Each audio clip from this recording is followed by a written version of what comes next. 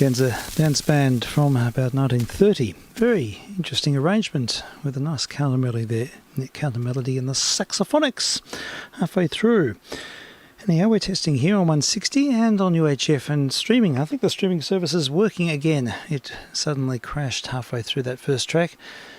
In fact, I'm not sure how well any of the systems are going to hold up. Last week we did a test missions last Friday and we had all manner of problems, but anyhow, we'll see what happens. We'll keep an eagle eye on things and we'll just go with the flow. That's the name of the game. Now, am I right? Am I set up here? This is a Hal Leonard recording on a floppy 45 from 1973. It's sufficiently quirky to play on the missions. vk3sl.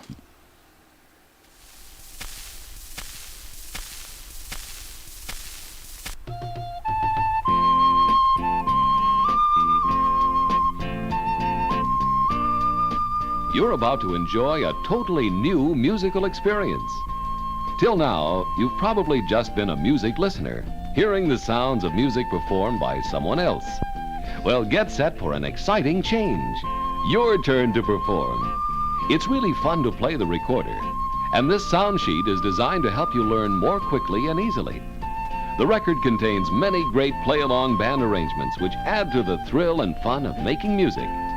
But before we continue, read the first 4 pages in your book as assigned by your classroom teacher.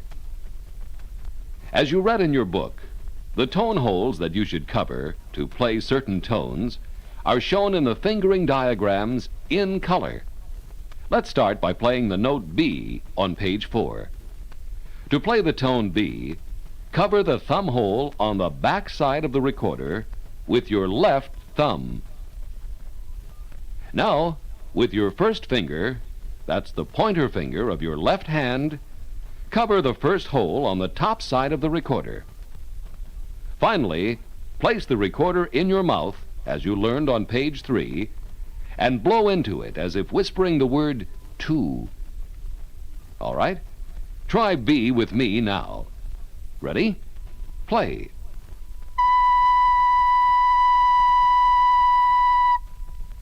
Okay, let's look at page 5 and try your second note, A.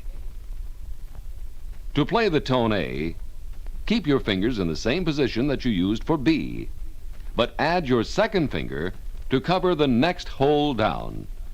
This means you'll be holding down 2 fingers of your left hand.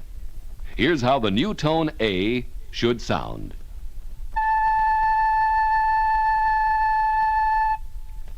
Now let's try the note G on page 7. To play the tone G, keep your fingers in the same position that you used for A, but add your third finger to cover the next hole down. This means you'll be holding down 3 fingers of your left hand. Here's how your G should sound.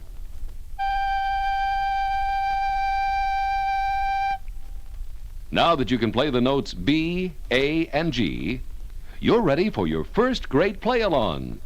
It's the song Peace Must Be Our Goal, located on page 9 in your book.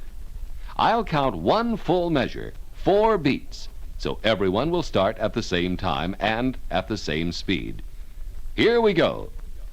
1, 2, 3, 4.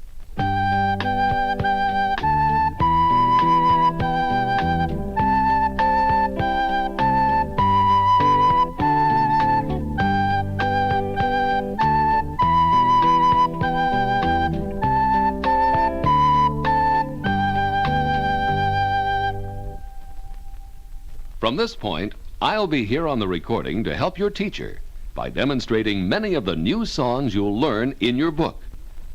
Your teacher will explain the new material, and the record will give you an opportunity to play many of these songs with an exciting orchestra. Okay, let's start by playing Merrily We Roll Along on page 11. 1, 2, ready, play.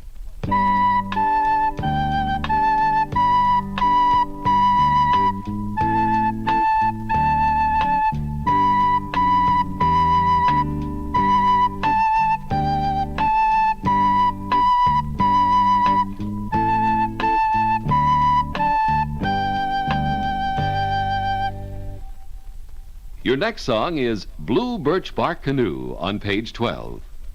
1, 2, ready, play.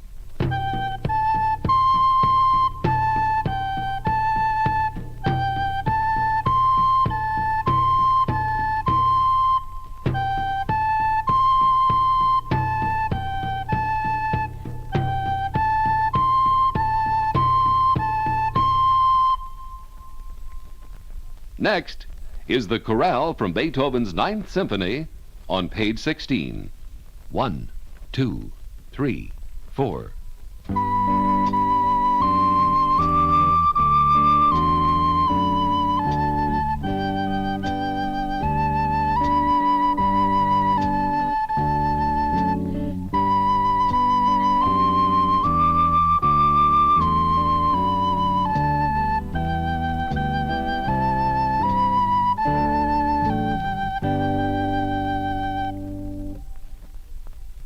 Here's the Calypso Duet on page 17. 1, 2, 3, 4.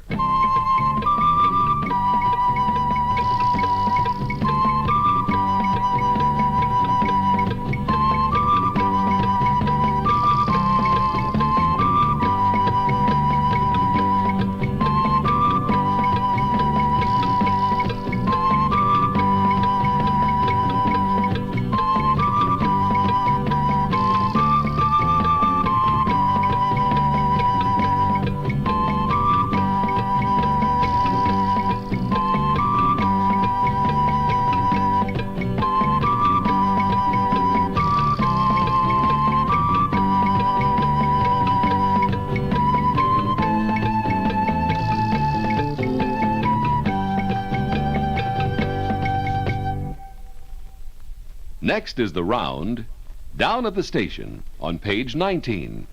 1, 2, ready, play.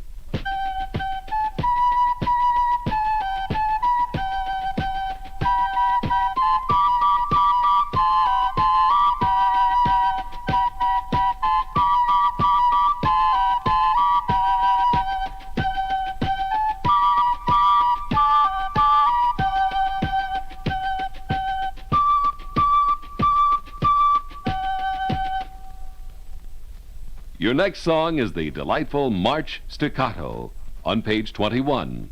1, 2, 3, 4.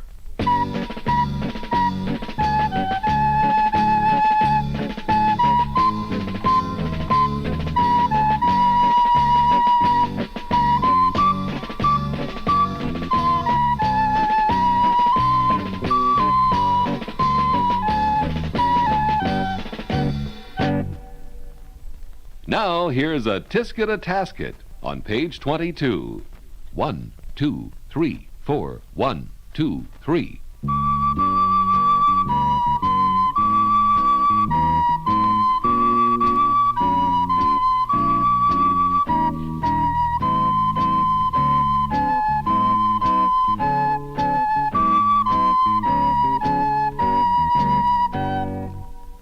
Here's the very popular Michael Row the Boat Ashore on page 22. 1, 2, 3, 4. 1, 2.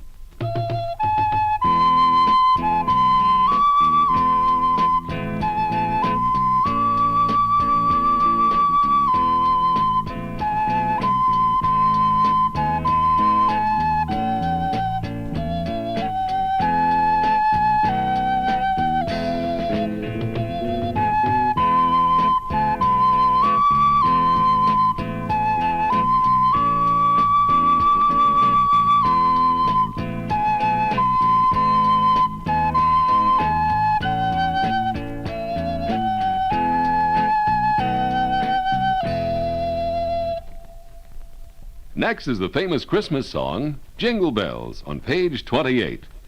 1, 2, ready, play.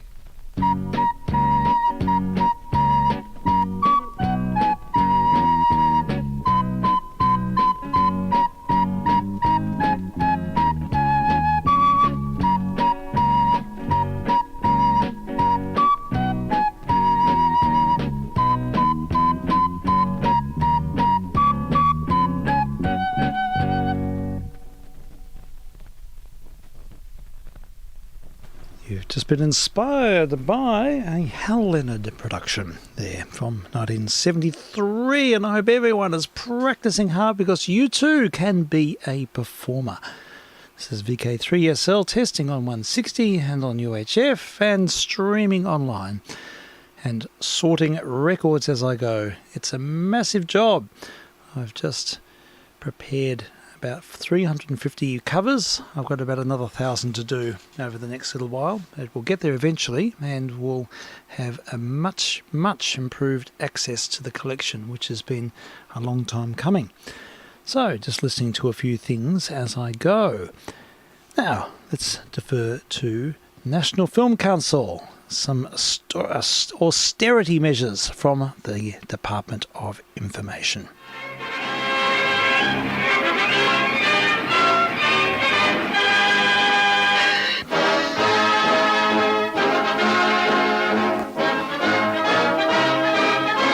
Takes this girl 5 minutes to trim this garment. 5 wasted minutes for those skillful hands. Those same hands could be working for victory. 40 cartridges into a machine gun belt in the time it takes to trim a rayon slip. The National Council for Clothes Styling sponsors new undies in accordance with a plan of complete revision of clothing styles undertaken by the Department of War Organization of Industry. Conservation of materials and labor is essential. Presided over by Mr. Deadman, Minister for War Organization, one of the jobs of this council we've heard so much about was to help with the design of Australia's new undies, so that there would be enough rayon underwear to keep Australian women supplied for the duration.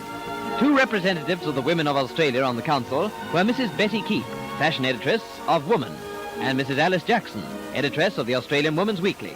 And now we are introduced to the new undies. A great many women are doing important war jobs. A big percentage of those I know can't help feeling just a little bit foolish at having to wear ultra pretty undies under their uniforms, overalls and slacks. Those girls are modeling new style undies, fashioned by leading designers to meet new conditions. Attractive, but of course. Undies are cut to avoid even the tiny suggestion of bulk under our frocks. They are in line with the best cut undies that have come our way.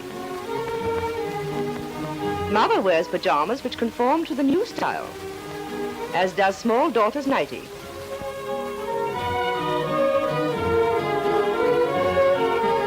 In future, our nightgowns will be fashioned after styles like these.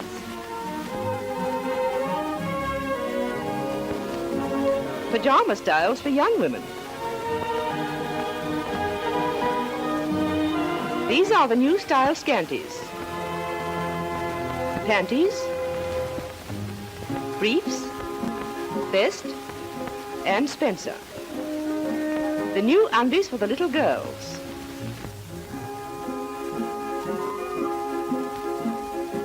Do you like your new undies, dear? Oh yes, I'm helping my daddy to win the war too. The new undies will be on sale at every underwear counter this spring.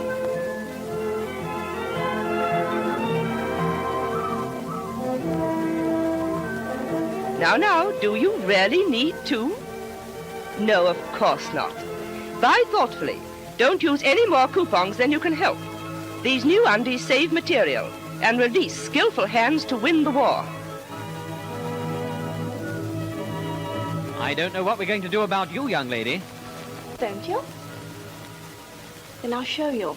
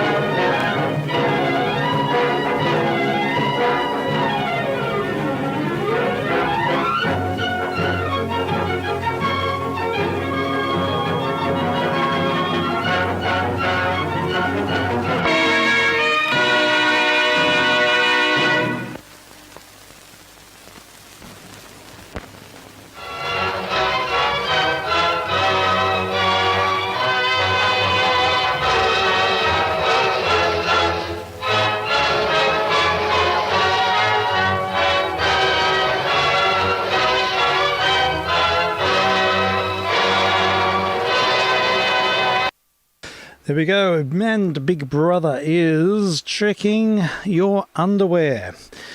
Wartime austerity recording. Good afternoon. Hello there. How are you? Very well. Happy New Year. And to you too, Frank. Yes, Happy New Year.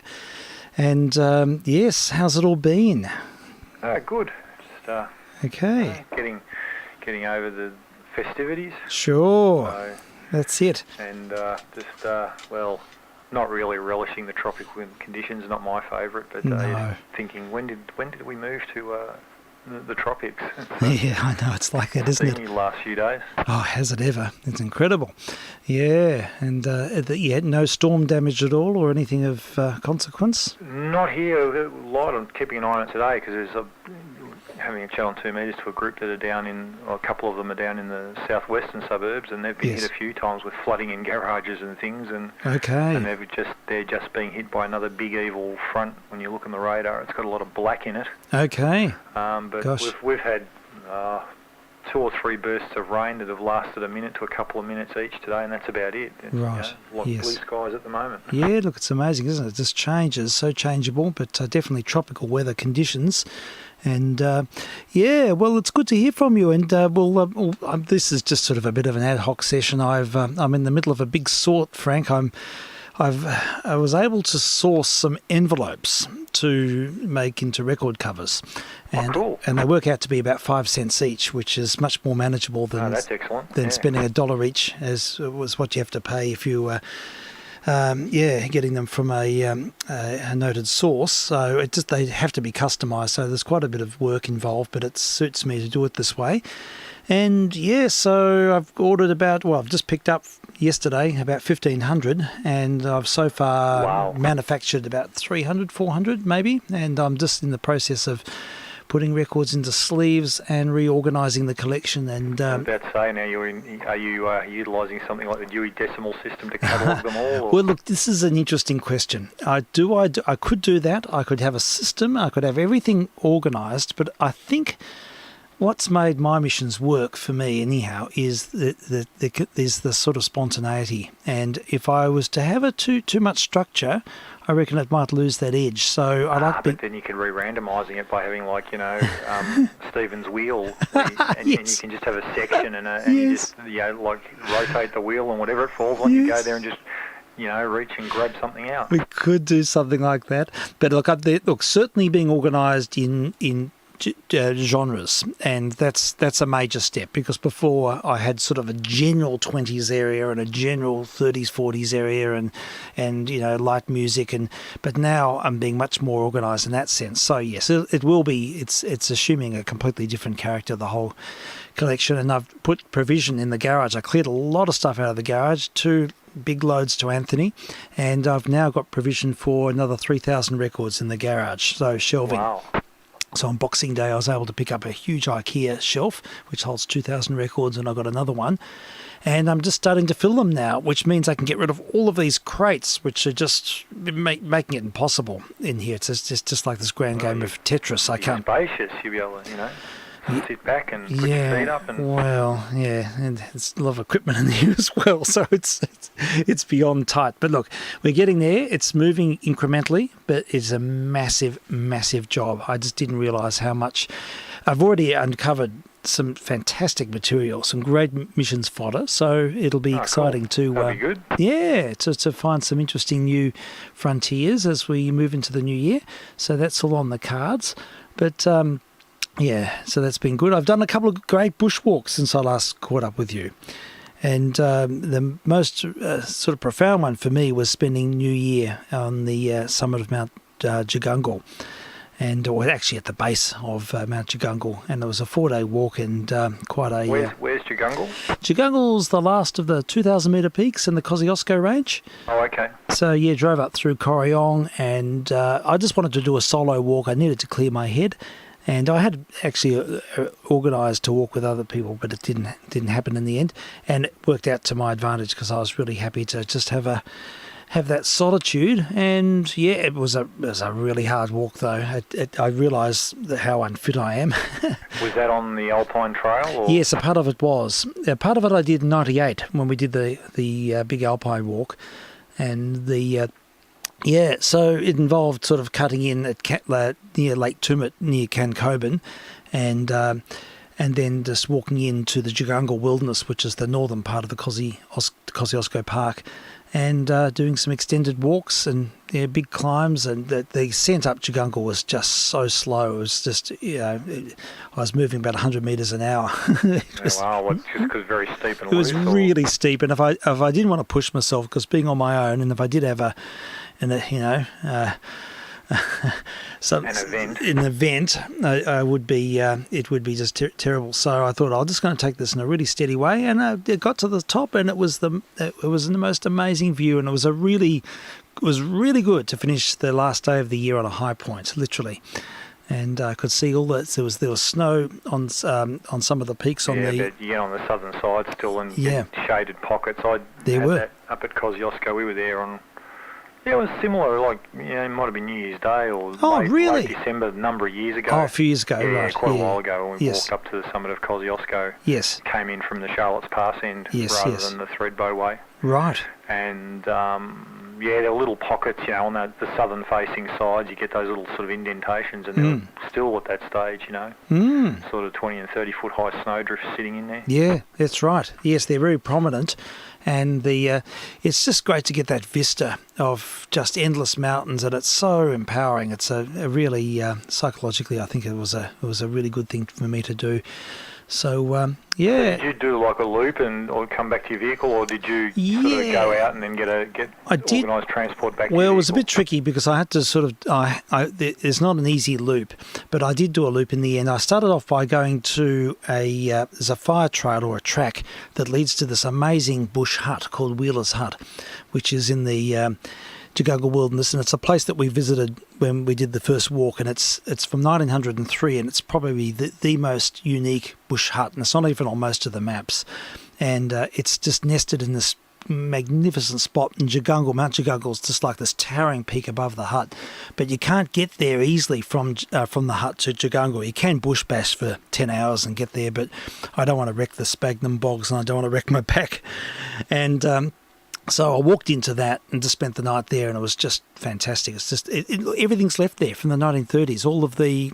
They just haven't cleared anything out at all. It's totally frozen in time. It's an amazing place. Wow! Thoroughly recommend it. Walking into Wheeler's Hut, and then I walked back out and drove the car on the Cancoban Road up to Round Mountain, and then did a loop walk for nearly 4 days through to Jagungal.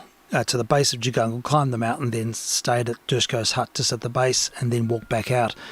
So on a different trail. So that was a sort of loop. But it's very exposed country. Nearly all of it's above the tree line, and there have been 2 major bushfires through that area since I last did the walk. So there's a lot of dead mountain ash and there certainly snow is. Gums. Yeah, a lot of the snow gums are really, sort of compromised. Up from the base again. They are, which is a good sign. I was hoping to see that. They do that. That's the way they like whatever's above is gone, but they do resprout from the base, whereas the mountain ash die, and that's it. They do. It's so true. But look, the wildflowers were just abundant. They were just everywhere. It was completely amazing. There was so much coverage of wildflowers, and I have to say, I took about 300 or 400 photos. It's easy to do up there. Yeah, it's kind of hard to take a bad photo, isn't it? It is. It's so true, and they're magnificent expression of nature. It was just all abundant and all magnificent. Just out of interest, how were your night skies? Because of course you're up there at the time. You and being away from light pollution, I don't know if you had the optics to do it or even see it. But look, I went out and certainly sat out there and looked at the sky. Well, because Comet Leonard is still in the sky at the moment. Oh, look, I wish I'd known. And it's it increased in brightness. Yeah. But certainly, binoculars or some good glass you'd see it. But yeah, I wish I'd known. I wish I'd known where to look, because I recalled afterwards that there was a comet out there at the moment, and because this night sky was just as good as it could possibly be. Yeah, that's why I regularly go up to the Bogong High Plains here to shoot. And I haven't done it yet because of all the stuff that's going on. But sure. I should really. Later in the month or early next, I want to get up there. Look, it's worth it. I did a walk up there as well, Frank. 2 weeks before that, I went up to Mount Howard and with Henry for a couple of nights, and stayed at the McAllister Springs, and walked up the mountain and over the sort of crosscut saw there, and Mount Speculation, Mount Buggery, and I mean that's another magnificent area. So that was another 6-hour drive through rough mountain roads, but it was certainly worth it. And Alpine's a great thing to sort of, yes, you can really get the horizon perspective, being up above the tree line. And that's what I needed to do in this crazy claustrophobic era. And that's why I really love it in winter too, because when you ski or get up to one of those peaks, and then it's you got that further thing of when you get a beautiful day there, and it's all covered in white. Oh, look, it'd be incredible. It's quite something else. Look, I'd love to see that area in snow. I just don't have the skills to ski, but maybe one day, if you're prepared to have a novice along, to find a nice spot to be able to see the horizon line in the winter would be just such a great experience. Well, the good thing is from the resorts, like up there at the particular one, and not take Falls as an example, there's relatively, even at basic level skiing, like just downhilling using the lift system, you can get to good peaks and ridges where you get fabulous views. Oh, wow. And you can it's easy enough to even go, okay, we'll just drift off the main runs and out of, even you go a little bit out of bounds here. And just drop the skis and find a nice rock outcrop to sit on, and you can get some spectacular views. And I regularly do that. There's one or two spots that are, just outside the patrol boundary that I go off to, and you can see a great amount. Oh, that's excellent. Oh, how about that? I'd relish in an opportunity like that, Frank. That sounds incredible. Nice to be able to. I mean, I'd just spend hours just gazing. And for this recent trip, I was able to see the last sunset come down behind me, and see all the colours in Mount Jagungal, because I camped right at the base of the mountain. It's a 2,000 metre peak, so it's massed like a big crouching lion, and it's sort of like it's independent from the main plateau, so it really has a prominence. It's just a really strongly formed mountain, whereas a lot of the others, Kosciuszko included to a degree, are part of that higher plateau, so they sort of assume a different profile. But this is just like this enormous, it looks a little bit like Mount Fuji, Yeah, okay. And there's a rock monolith up there too that I'm interested in photographically, that I'm trying to remember the name of it.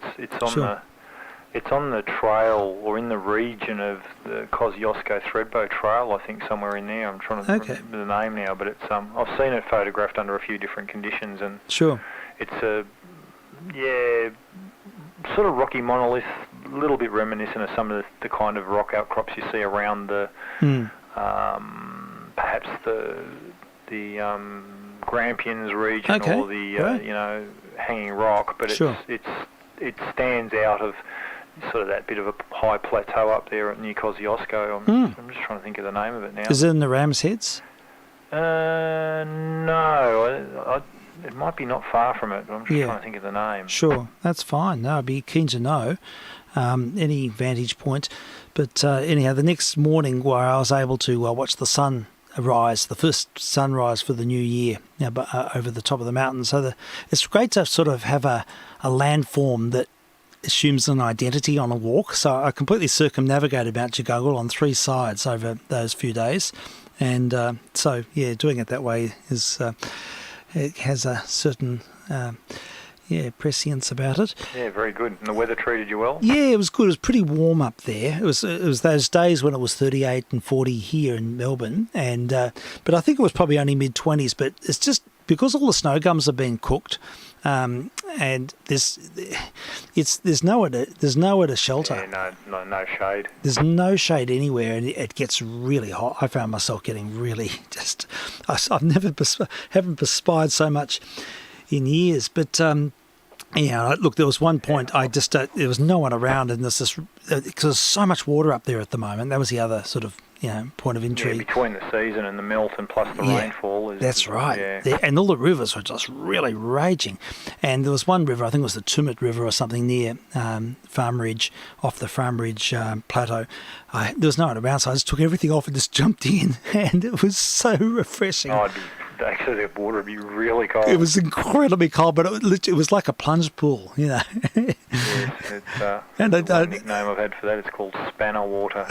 yes. It's guaranteed to tighten any. Yeah. Yes, it's incredibly cold. Yeah. But just momentary, and it's beautiful water. It's so clear, and so it was really nice to do a walk and not have to carry much water.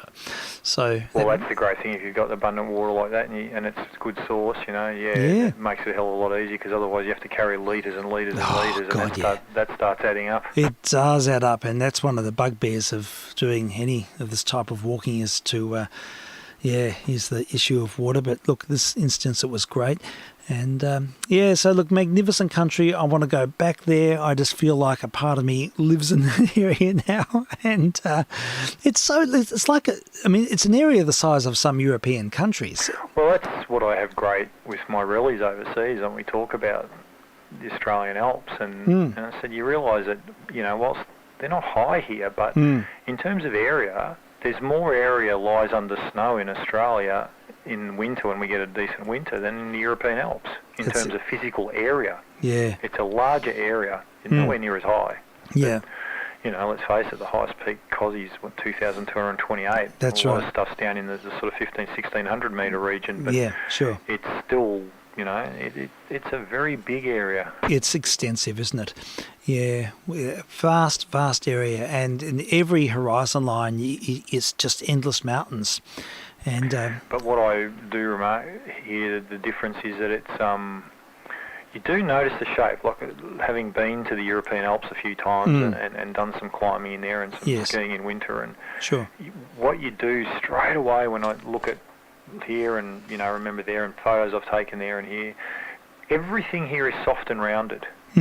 Our Alps have got that really weathered, that old, highly eroded, whereas over there they're much they newer, look sharp and jagged. Yeah, that's right, exactly. They're recent formations geologically in the scheme of things. They've only, and the Himalaya is still happening. Well, it's getting higher. Everest gets higher every year. It's amazing, isn't it? So, the reality is whoever climbed it, 10 years ago, whoever's climbing it now is actually achieving, albeit, maybe centimetres, but still, it's higher. It's there, it's true. Isn't it incredible? Yeah, we're so fortunate to have these extensive areas, and I'm all for it. So if anyone's in for bushwalking, I'm noticing now. I've got my thongs on now. I've got 5 black toenails. So, I get certainly a big toe on either side every year from skiing. I cop it from when I did a massive jam back in the boot. Normally you keep your toes down, but there's times you do a pull back, and because my boots are just a fit, they're a racing style boot. And they're very tight. I've got my right foot there. That's right. Generally, sometime in August, I give it a jam like that, and it hurts like crazy and goes black, and then sometime in January, February, it falls out. Yes, I'm expecting that to happen now. I've got. It looks like someone's painted my toenails, but I made possibly the mistake of wearing my really heavy boots. I had some custom boots made. I've looked at via Wayne and through a common friend. Yeah. We're introduced to Merrells a number of years back. Yeah. And I've now got a pair of the Moab ventilators. Oh, yes. So they're a runner style. Yep. Slightly beefier. And they're not waterproof. They've got like mesh panels for the majority, so they ventilate. Right. And then I've got a pair of the GTX, the Gore-Tex more ankle cuff version as well, which is what I took to Europe last trip in 1920 because it was winter, so I thought, okay, I do need something that's enclosed and got a bit of insulation. Yes. And they were great. Yes. But for walking now, I just, having those light shoes on your feet, I know. particularly in summer here where the cold's not an issue. And if you walk through water, they get wet, fine. They ventilate, they dry in no time. They do. They are really, really good. They are a revelation. Merrells, or send me a link to them. But I mean, I just usually wear sneakers. But look, I was cleaning out the garage and I found my big heavy boots from the 90s, And I thought, there's Were they probably... like a pair of Scarpas or something? Yeah, well, they're custom made from a factory in Slovakia when we were walking there back a long time ago, and but they were about 1.5 kilograms each. They're really, really heavy boots, and I've got a metal sort of a tips. copy of a Scarpa. It's the one-piece leather upper and all that. Yeah. And they're great boots, but the weight of them. The weight is insane. Now, I hadn't worn them for years, and I thought, look, there's probably going to be snakes up there, and I heard warnings that there's a lot of snakes, and I thought if I'm walking on my own, maybe I should just sort of have something that goes right up the ankle, and because I can't find my gaiters. And so that was my rationale. And sure, the boots fitted beautifully and they feel nice, but my God, 1 kilogram on the foot's 5 kilograms on the back. Yep. And I used to usually just wear sneakers walking, and I have for the last 2 decades. But in this instance, I made the mistake, and it certainly took its toll. It made the whole experience. Yeah, that's where the minerals are great, and there's a particular a sole, an aftermarket inlay kind of sole that we buy to put in them that helps too with just support and stuff. And the combination of those two now, in fact, I've got to get a new set of the Moabs because mine are, showing the signs of wear and stuff. They're still quite okay, but it's probably a good time to invest in a new pair and and then use just the older ones for around the house and doing whatever. And sure, they are a seriously good shoe. And because I went through exactly the same thing when I switched to them, and then I had my first summer up where I was doing some climbing up around falls to some of the peaks for photographic reasons. Yes. And there's one walk where I went in because it was to do a night sky stuff. So it wasn't a long walk, but it was a bit of a climb through a very narrow, bashy type track, and I went in light. And but I knew I was coming out in darkness, so I just dropped GPS points in, so I had plenty of reference, and had the head torch and a hand torch for the way down, and carrying the camera gear. So the way I do that, I've got the pack on the back, and then I've got the camera bag. I've got climbing carabiners clips onto the front, so the load's a bit balanced, and the camera's always kind of handy, like I can get at it quickly. Yeah. And coming down not with these things, so I was in as much lightweight footwear that I've never walked in anything like it before, and just coming down through that, I thought, wow, this is great. This is so different. Okay, well, that's really interesting to hear, and it's a bit of a wake up for future walks. I will find something that's more suitable. The other thing is what you just said about the camera. I found that I had to stop and take the camera because I took the SLR, and every time I stopped, I had to open up the pack, and then I'd be putting it back in because I got so sick of carrying it on my front.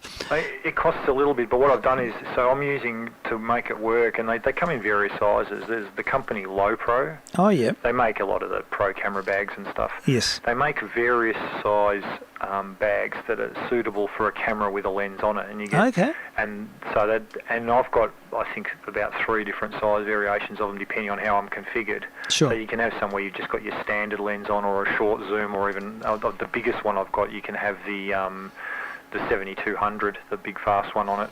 And it sits in the case in situ, happy. And they're all good in that they've got really strong webbing on them where you can put carabiners through the sides. Sure. And I've got matching then the carabiners. So what I do is I buy the lighter weight but the proper climbing rated carabiners. Yeah, fair enough. So they're very strong. They're never going to let go on you. That's and you've got the option with the thread, you can lock them up or leave them open. I tend to just leave them open because they don't come, but it just means it's relatively easy to drop the things in and out. Yeah, that's what you want. So, you know how you've got the spreader strap that goes across to pull your chest, your arm straps? Well, I have it parallel across that, so the camera almost acts like your spreader strap. Yeah, right. Between. And so it's sitting right in front, and probably only a couple hundred mil under your chin. Yeah. And the top of these cases just unzips, like a two-sided zipper thing. So you can just the lid flips up, and you just pull the camera out. Okay. And the nice thing about when you get the right range of these, they have it built into the cover in the bottom. There is another, they're made of that cordura nylon, so they're relatively weather resistant. Yes. But they have integrated in those covers, they have another pull-over rain shroud. Oh, right. Which is stuffed in the bottom in sort of a Velcro tab. Yeah. And so if you've got really bad weather and you're worried about the gear, you can literally pull that out, just pull it out flip instantly. it back over the case, and then it's actually pretty well weatherproof. Oh, that's great, Frank. Well, that's something to know about. I've got a bit of a thought that maybe I should do all these walks twice, once with a camera and then once without, because I found myself all the time thinking photographically. And I think, and as I said, I took so many pictures, and I think that's great. It's great to be able to capture the experience. If you like me, because I mean, you've got a background with some photography. I find that when I do take the camera, whilst I probably don't get as much walking done, because I actually stop a lot more often and take in the views, and rather than just sit there for 5 seconds, I'll have a think about photographing this, or look for a better angle on it, or better lighting direction, and you tend to spend more time absorbing. In that respect. I think that's a good point. I think that can be the case. I found myself sort of taking things on different exposures just so I could become more acquainted with the depth of field, and then look back and choose the best. What camera are you using? Oh, it's a Canon DL505 or something. It's from the 90s. Oh, no, from the early, from about 2004. Digital? Yes, a digital. Okay. But it's got a sort of, a variable focal length lens, zoom lens. Yep. So that's just a one lens. I'm wondering whether it supports that age. The other thing now, a lot of the cameras are supporting HDR photography. Yeah. So, but the other thing you can do if it allows it is you can set the cameras up to auto bracket. Yeah. As well, which on some subject matter I'll do that, so it shoots correct exposure, and then because I'm shooting raw, I can get away with if I shoot raw 3 stops under, 3 stops over. Yes. That gives me, because raw can compensate for the differences between those easily. That gives me something like 16 stops of latitude. Yeah, that's so really. It can go down to about 8 under and 8 over. That's very good. Yeah, having that versatility is excellent. I mean, I'm probably at the point where I may need to upgrade soon anyhow. But I was thinking in terms of pictures. I was visualising how would this look on the screen. And, but look, it's just so good to be out on the track again, although it nearly killed me physically and I was just a physical wreck. But I'm pleased I can suspend physical discomfort and focus on the things that are important. And look, the reality is, I think, because of what's transpired in the past couple of years, we're all in that boat because we've not been out as doing anything like it as much. So the fitness for it is certainly dropped, and that's it. And that doesn't help. So that's right. But anyhow, it's been a really sort of life-affirming experience. And, excellent. We just got an amazing country, and I just love the Alps and that walk. Now, the first walk we did, the long one, the first long walk we did, the Alpine track from Canberra to, or from Hotham to Canberra, was a life-changing experience, and I was constantly referring back to that and just reimagining and having conversations with my earlier self or whatever, and just it was, profound stuff really. But so there we go. That's the very good. That's what's been happening, and it looks like the next couple of weeks are going to be enshrouded by a bit of huge question marks because my kids have started to socialise, and then all these. What's transpiring now? I don't want to know about it. I just went. I had my booster on New Year's Day because I was able to get an appointment. So I thought, I'll given what's going on earlier rather than later. Yeah. Oh well, it's all crazy stuff. But I think we're booked in to go to Inverloch next week, and I'm hoping it's going to happen. So nice part of the world. Yeah. Well, we have the use of a house there, so that's always a good thing. I used to regularly go down to Tarwin Lower nearby. Oh yes. Sort of near Cape Lip Trap, and stay down on the water down there, and we did a bit of windsurfing and water skiing on the river there. And oh, good on you. That sounds great, Frank. Yay. Well, look, I might get back to a bit more of this work. Kate's going out, and I'm supposed to be keeping an eye inside, but I've got a transcription record. I found an Allied record. What is it? I'll just wrench it off the turntable, and it is. The Allied Record Manufacturing Company, Hollywood, Your Mental Health, it says, the people around us, for the National Broadcasting Company. Wow. So I think it's made for the US. Made for the US Department of Health, Education and Welfare. So it's a little bit of its time. So we'll have a listen to the 16-inch radio disc and a bit of I'm going to go and social story. Make a drink, and I've put together a list for Mr. Satriani. Oh, great! I had that a while ago, but it's a bit longer, and I'm sort of looking at it thinking, what can I cull out of this? And it Don't. might have to be a two-parter, because this is Definitely, too long for one. But definitely a two-parter sounds fantastic. Now, come February, I mean, I'm not sure what's going to happen the next few days. If I'm here, I'm here.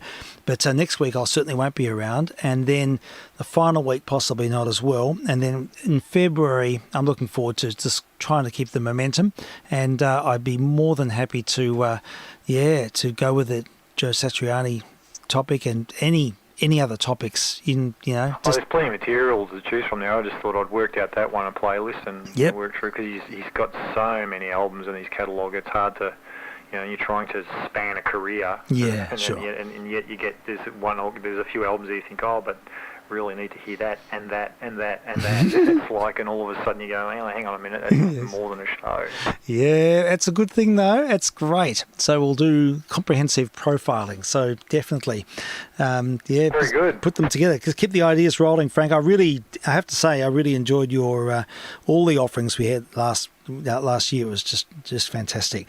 So good stuff. All right. Well, we'll proceed now while I'm bagging up records and cleaning the floor and sorting things.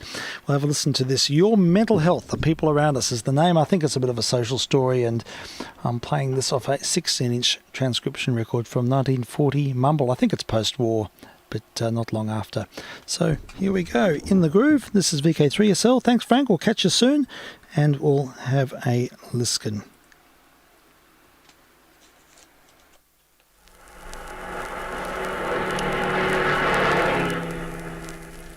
The sign on the highway as you come into town says, "You are now entering Middleton, the friendly city. Population 25,000. Go slow and save our children." go slow and save our children. I only wish it was all that simple. Like everyone else these days, we're having a little trouble with some of our children. And as police chief here, I ought to know. Got to make a speech about it today at the Boosters Club lunch. The subject is supposed to be kids with problems. So what do I say?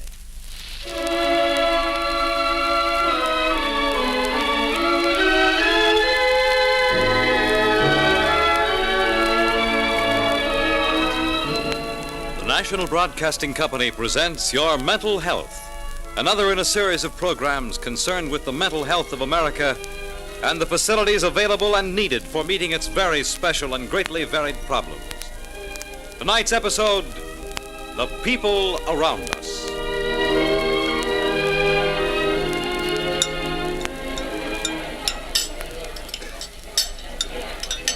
Your attention, please.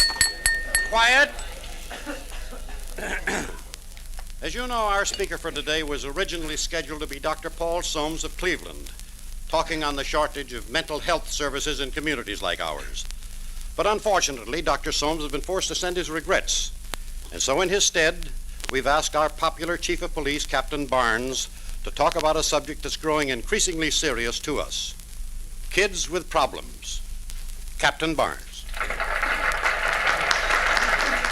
Thank you, members of the Booster Club. We're all wondering, how can a town our size get some of the special guidance and counseling services we need? Most towns our size are in the same boat. These things take money, and they tell me there aren't enough people trained in psychiatry, psychology, and social work to go around. Someday we'll have them, but what are we going to do now? Well, we're not helpless. Lots of people don't seem to realize that many of these kids have problems that could have been nipped in the bud before they got into real trouble. Now, maybe you're expecting me to talk about hot rod speeders and drinking parties and what we used to call flaming youth. Well, then, you may be a little bit surprised. The kid I got in mind doesn't exactly fit any of those descriptions. I'm not going to tell you his real name. I'm just going to tell you what happened. He looks just like an ordinary high school kid, which is what he is. One afternoon, about a month ago, just after the bell rang... All right, that's all for today. Class dismissed. Ben Hastings. Yes, sir?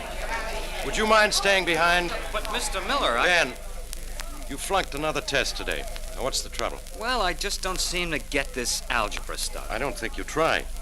You aren't studying, Ben, that's all. Well, of course, you'll have to make it up. Right now? You mean this afternoon? No, in a couple of weeks. But suppose we start by reviewing the material. I can give you some time right now. But, Mr. Miller, I can't. Not today. Well, unless it's something more important than you're passing this course. It's my birthday today, and I have to be home early. Oh. Well, in that case, I wouldn't want to interfere with the family celebration. Oh, gee, thank you, Mr. Miller. I'll expect you tomorrow, then. Oh, and happy birthday, Hastings. Well, sometimes that's how things begin. You wouldn't think that within 24 hours the police of 3 states would be looking for this kid. Well, let me tell you what kind of a home he comes from. His father is a gray-faced man about 40. I often see him in the bank myself. He's a teller. Oh, $50, eh? How'll you have it, Captain? In 5s and 10s? I better throw in a couple of dollars and change. Holy, it's hot today. Hey, you're lucky, Ted, working in a nice air-conditioned place like this. Yeah, maybe so, but it makes it worse when you go outside. That cough still troubling you? Yeah, mostly at night. You know, hot nights like these, it's hard to catch your breath or get any sleep. Know what you want to do? Get yourself one of those little air conditioners and stick it in your bedroom window. Yeah, I've been thinking about that. Only trouble is, where do I get the money? Oh, you bank fellers are loaded with it. Ted, why don't you just pick up a handful? Well, I don't think I could like it, Chief. And neither would you. Come to think of it, guess I wouldn't. See you later. So you see, Ben's father is a nice, decent guy, not too robust. His mother, she's working too to try to add to the family income. Most any evening just before 6, you can see her closing up her little dress shop and hurrying down the street trying to do her shopping for the family supper. Oh, Mr. Schultz, I was afraid you'd be closed.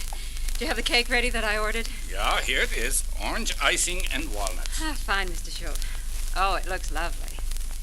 Guess it isn't easy on a woman working all day like that and then having to hurry home to cook supper for the family. Especially on a night like this one, when the trouble came to a head. What's the matter, Ben? Aren't you hungry tonight? Huh? You aren't eating. Oh, I'm sorry, Mom. Guess I was thinking about something. Would you pass the string beans, Pop? Here you are. Ah, thanks. Why were you so late to dinner? Did you have to make it some schoolwork again? Well, no, Mom. I was just fooling around. Yeah. Natalie Green was in the shop today. Well, what did she have to say? She said her boy Jimmy's just been chosen for the National Honor Society. Yeah, he would be. Well, what's wrong with that? Is it a disgrace for a boy to be a good student? No, but... I only wish I could say the same of my son. All right. Oh, it made me mad. As she was trying on one dress after another and talking all the time about her son, about how she never has to make him study. Well, now, Ida, you can't blame the woman for being proud of her son. I know, but it was the way she did it. So patronizing. Ah, gee whiz, Mom. She said Jimmy was trying for a college scholarship when he graduates. And he'll get it, too. Seems to me they ought to leave the scholarships for kids who really need some help. Well, what good would that do? Look at Ben here. He needs the help. We've been saving and scrimping for years trying to put away enough money to pay for his college education.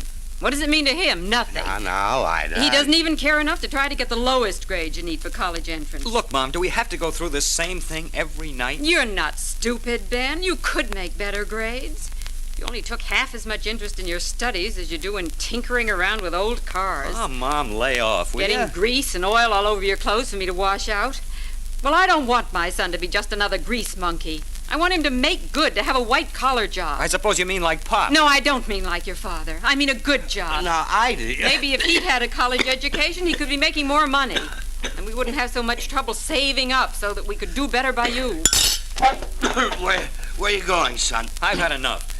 I mean, enough to eat. I'm going upstairs to do some homework. Oh, but Ben, you haven't had your dessert. I'm not hungry anymore. You better stay here, Ben. Yeah, but I'll bring it right out. Oh, Dad. Ben, she's had a hard day. Well, maybe so have I. Why does everybody have to push me all the time? Son, your mother only wants It isn't just, Mom. You do it, too. Only you don't ever come right out and say it, but you make me feel it. Make me feel like I'm...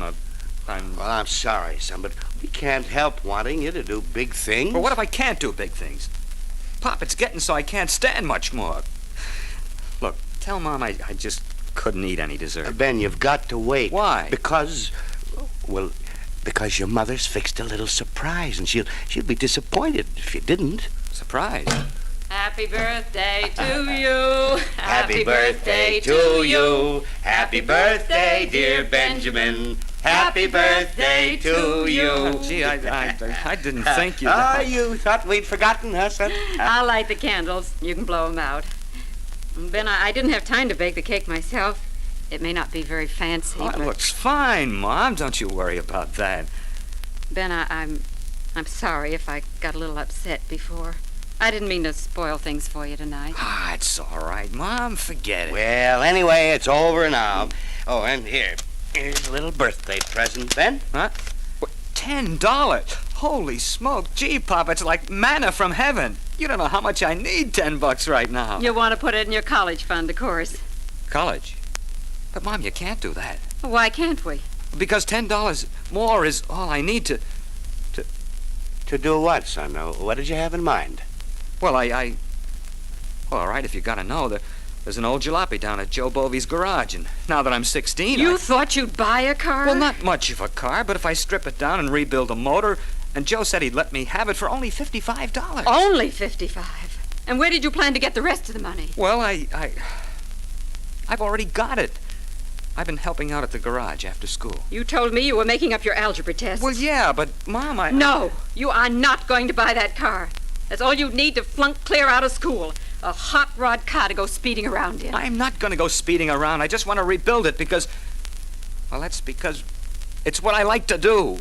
I want to learn to be a mechanic, a good one. Ben... Look, keep your $10 if that's the way you feel. Ben, give me the $45. I'll earn the rest myself. Ben, give me the $45 and I'll put it in the bank for you. What? But, Mom, I don't want to... Fences, it'll be safer there. But that isn't fair. It's my money. I earned it. Tell her, Pop. Make her understand. Son, Pop, you gotta help me. Explain to her. Now see what you've done. Set your father off on another one of his spells. Oh, gee, I only... Ted, you better go upstairs and lie down. I'll be up as soon as I can. All right. Ben, you ought to be ashamed of yourself. I ought to be. What about him? When a father won't even stick up for his son. All right now, young man, you listen to me. Do you know where he got that $10 he gave you? He's been saving for months to buy an air conditioner for his bedroom window. Well, I'm sorry if that's where it's from. I don't want the money. But the $45 is mine. I worked for it. I earned it, and I want it. That's enough, Ben. Subject is closed. Now, sit down and eat your cake. Don't you want me to blow out the candles and make a wish first? Of course, dear. Okay, I wish I'd never been born into this family. I wish I was old enough so I could do what I want to do, and you couldn't stop me. Oh, Ben. Now you're satisfied?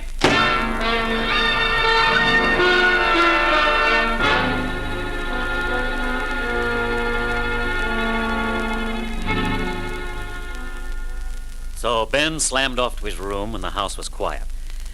I guess it was maybe 2 hours later before Mrs. Hastings finally made the first move to establish peace. She went upstairs. Ben, are you asleep? I brought you up a piece of cake. I just wanted to tell you... Ben, are you awake? Ben! Oh, Ted! Ted! What is it, Ida? He isn't here. He's gone. Gone? Ben? His bed isn't slept in. The window's open. And his clothes... Oh, Ted, do you think he's run away? Do you think we ought to call the police?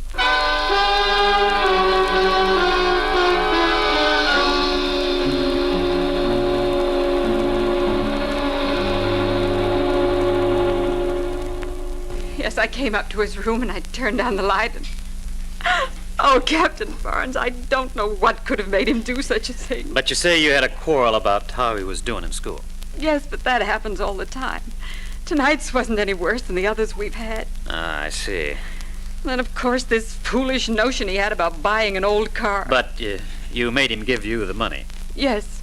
Why? Well, he can't get far without money. Captain,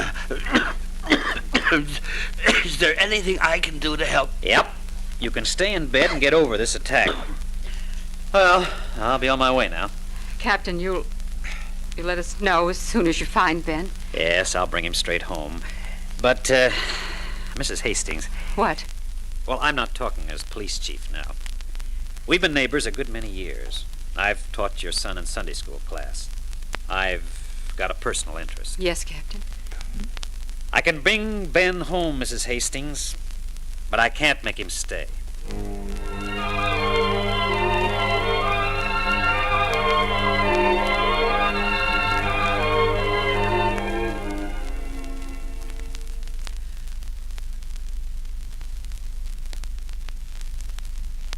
And at this point I'll need to flip the disc.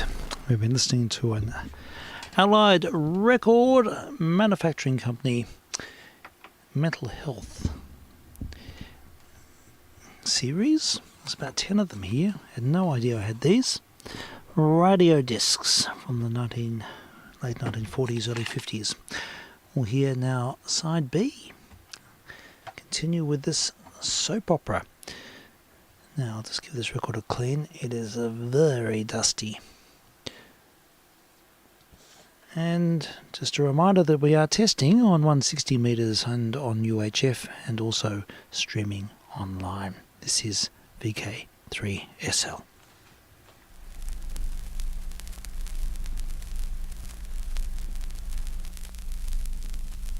I went back to the station and sent out the description of the missing boy.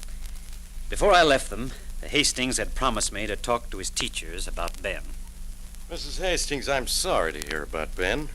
Of course, he hasn't been doing well in class, but that's mostly because he seldom does his homework. I know. We want him to go to State University when he finishes here, and I keep talking to him about the importance of studying hard, but it just doesn't seem to make any impression. I don't see why Ben can't be more like Jimmy Green. He's an honor student, and yet his mother never has to make him study. Well, of course, every child has different abilities, and it isn't just good study habits that make an A student, Mrs. Hastings. Oh. A boy can be performing at the top of his ability and still only be a C student, you know. But Ben isn't stupid. He just isn't interested. That's probably true. But of course, if he wants to go to college... That's just it. He doesn't want to go to college. Oh? Well, I thought you said that... We're the ones who want him to go on with his education. All he's interested in is cars. Cars? Automobiles. He's always taking our old car apart and putting it back together again. He spends all his time talking to the mechanics down at the garage. He should be home catching up on his schoolwork. Well, that's not unusual in a boy. Matter of fact, it's a very useful skill to have. But, Mr. Miller, I don't want him to be a mechanic. Oh, I don't really mind if he just plays around with cars, but I'm not going to let it interfere with his going to college. Well, Mrs. Hastings, college isn't a vocational training school. And a college education in itself doesn't necessarily guarantee that the graduate is going to be what you'd call a success in life. A boy doesn't know what's important. It's up to his parents to decide that for him. Oh, but Mrs. Hastings... And in our case, of course, it's up to me. My husband's health is poor, and so I have to be the disciplinarian. Oh, Mr. Miller, what do you think I ought to do to help Ben? I really don't know, Mrs. Hastings. I'm beginning to wonder if we haven't all been pushing Ben too hard, and if I'm not as guilty as anyone else. What's more, I could use a little help, too, in trying to find some of the answers. But who... I was going to suggest there is one teacher, Mr. Newton, who's done graduate work in counseling. Now, he could give Ben some tests when he comes back and get a better picture of his aptitudes, his interests. If he comes back. When, Mrs. Hastings? I'm sure he will. Now, if you'll excuse me a minute, I'll telephone Mr. Newton and see if he can see you now.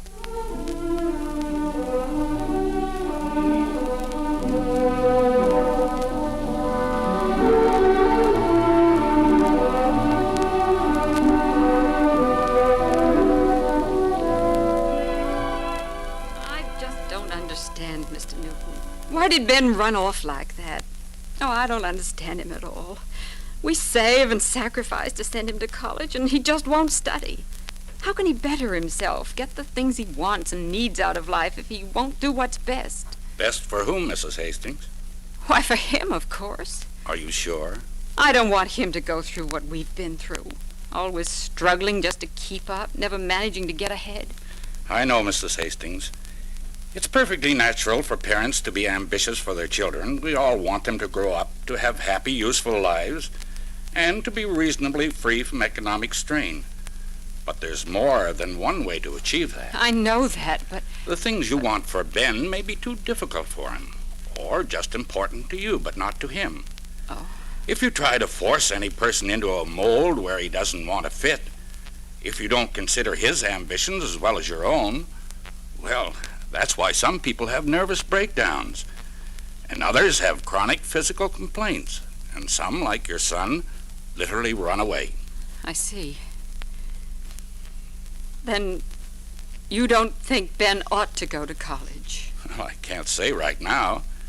You're right, Ben is young. Too young, really, to know his own mind. But he's got 2 years of high school yet. Meanwhile, if he realizes that he won't be forced to go to college against his will, he'll change his whole attitude toward school. Who knows, 2 years from now, he may wind up in college after all.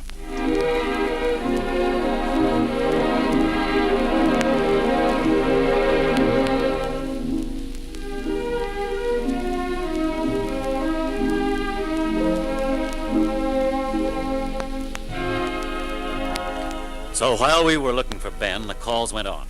Teacher, counselor, and then the minister came. Oh, you heard about Ben? Yes. Ida phoned me and I told her I'd drop by. But I'm not too much worried about him, Ted. I have a lot of faith in that boy of yours. He'll be back. I hope so. As a matter of fact, I'm more concerned about you. How are you feeling? Better in some ways, worse in others. You know, every time I get these coughing spells, it seems like I've been upset over something, like the argument the other night with Ben. Well, that's possible, I guess. I just ducked out of that quarrel by getting sick. I haven't been much of a father to Ben, I guess. Well, Ben's a pretty good boy. You're entitled to a little of the credit, Ted. Not much, I'm afraid. I see it now. I've been taking out my own troubles on the boy. I've been too ambitious for him because of my own failure. And what makes you think that you're a failure, Ted? Oh, I don't know. I guess it's because I know Ida does. Ida? Oh, she doesn't say it, but it's always there. Then I don't believe she means to, Ted. Oh, she thinks I've failed her, and she's right. Now, Ted, when Ida married you weren't exactly a financial wizard, would you say? Well, no. And then she didn't marry you for your money, or even your ability to make money. No, I guess not. Then she must have had other reasons for loving you, just as you had good reasons for loving her. Don't you think those things may still be there? I don't know. I'm afraid we've changed, and maybe it's too late now to ever get back to where we were. No, it's never too late. Now, try it, Ted. Talk things over with Ida. Maybe in the light of what's just happened, you may find that you're not as far apart as you think. Well, maybe so. I guess the only really important thing now is seeing that Ben doesn't suffer.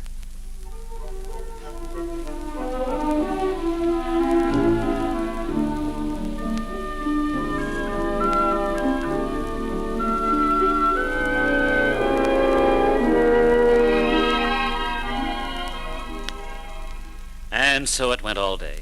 Teacher, counselor, minister. About 3 o'clock that afternoon, we finally found Ben. He ditched a ride about 50 miles down the road, slept in a barn, and was trying to get a job in a filling station when the state police picked him up. And I phoned back to tell his parents that we were coming home.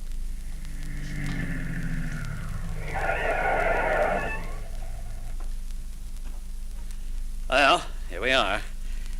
I guess your folks will be waiting inside. Yes, sir. Ben, it isn't going to be easy for you. But just remember, they love you. Yeah, I know. I guess that's the trouble. They scrimp and save to send me to college, and I feel like I heal because I don't even know if I want to go. I know I ought to feel grateful, but it scares me. Yeah. Guess it's kind of rough trying to live up to a thing like that. Well, good luck, son. Now, go on in.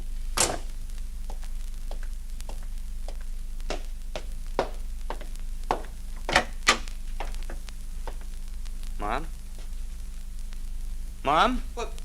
Ben! Oh, Ben, darling. Oh, Ben. Mom, Ben. Pop, I'm sorry about what I did. Oh, it's all right, son. You don't have to say it. No. We'll settle for just having you home. Yeah, Yes, I dear.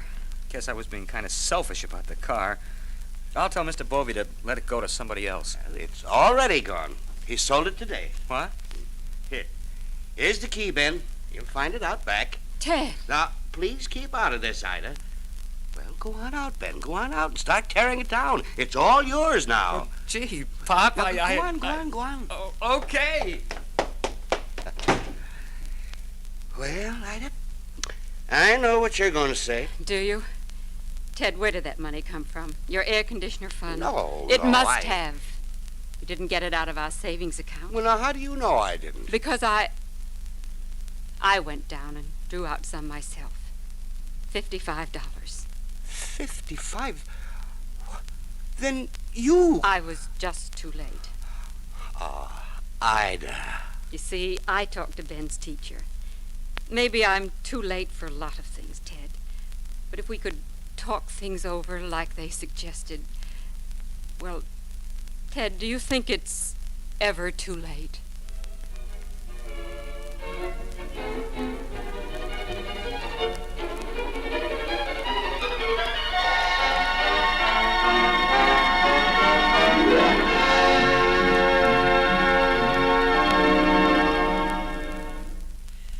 Well, it wasn't too late for the Hastings, and it isn't too late for our town.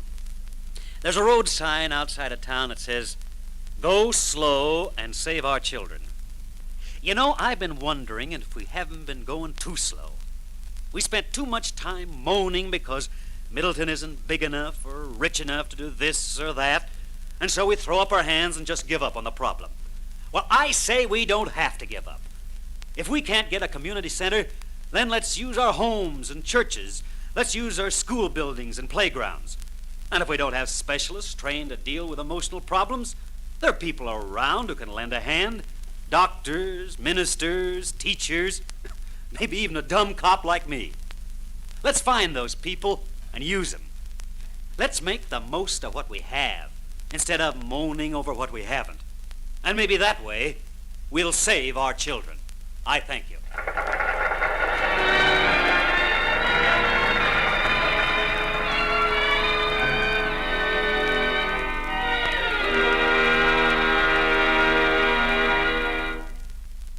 And now, a message from Dr. Felix, Dr. Robert Felix, Director of the National Institute of Mental Health.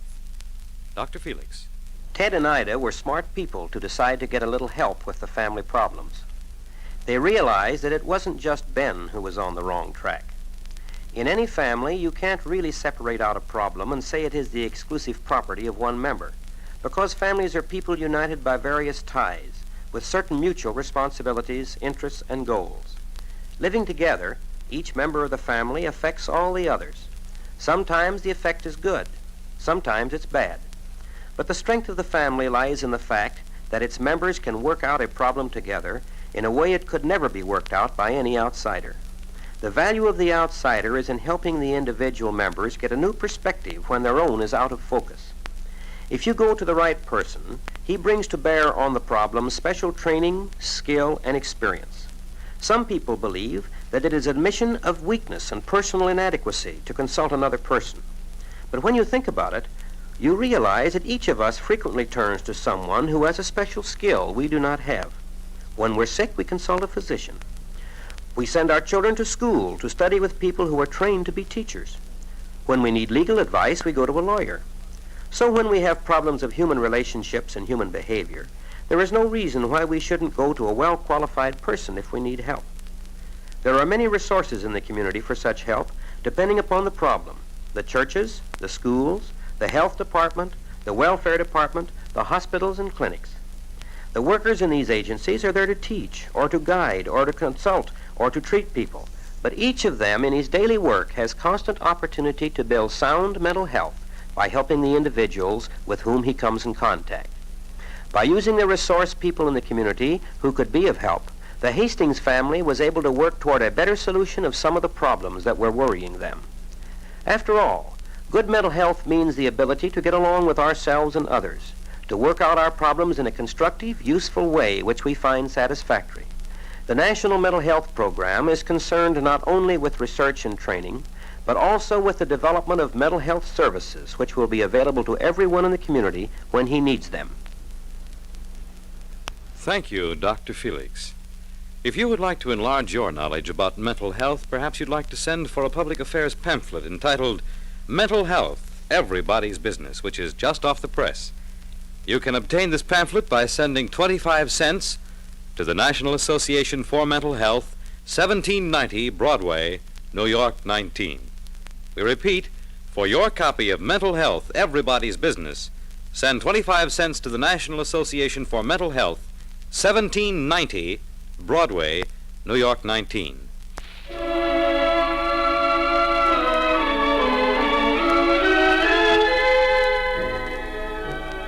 Your Mental Health has been presented as a public service by NBC with the cooperation of the National Institute of Mental Health, U.S. Department of Health, Education, and Welfare. This has been the concluding program in our series on the mental health of America. Our cast tonight included Sid Smith, Helen Choate, John Raby, Arthur Cole, James Coots, and Fred Irving Lewis. The People Around Us was written by Dee Harris. The series was produced by Wade Arnold and directed by Harry Frazee. Your announcer is Fred Collins.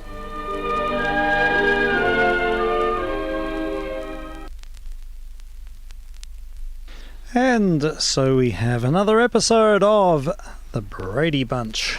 Yes, and a part of a series. In fact, it was quite progressive, really, for 1950 mumble. And there's about 10 of those 16-inch transcription records, if you can bear them. But, well, you know, there's a good underlying message, of course. Okay, into another zone now. This is a zone which will give me a much healthier perspective on life. vk3sl, test missions.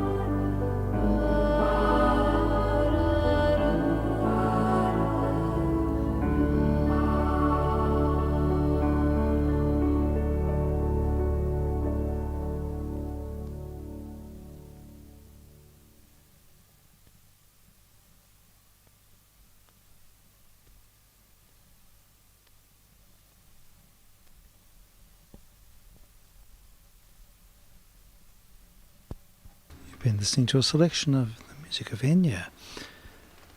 And do I have the album here? No. Oh, here it is. It's entitled just Enya. Okay. And it's such evocative music. I've just been drifting while doing a very urbane task. Great stuff. All right, folks. Well, we'll have to wind it here. There are other things to be had. And so thank you for listening in. And we look forward to your company. I don't know when. If I'm in the mood, I'll wind up emissions tonight. Maybe tomorrow, maybe Sunday. Certainly not next weekend. I'll be away. And the weekend after that we might start with confidence, because we'll be back to the grind. So thank you, and we'll look forward to your company whenever. This is vk3sl.